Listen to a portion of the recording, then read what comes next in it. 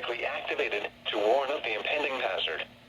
Tests of these receivers normally are conducted by the National Weather Service every Wednesday around noon.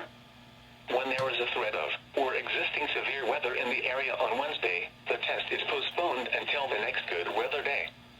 The warning alarm transmitted over this and other NOAA radio stations in southern Wisconsin will normally be activated for watches and warnings that affect the following Wisconsin counties: Richland, Vernon, Adams, Juneau, Marquette, Waushara, Winnebago, Calumet, Manitowoc, Sauk, Columbia, Green Lake, Fond du Lac, Sheboygan, Dodge, Washington, Ozaukee, Iowa, Dane, Jefferson, Waukesha, Milwaukee, Lafayette, Greene, Rock, Walworth, Racine, and Kenosha.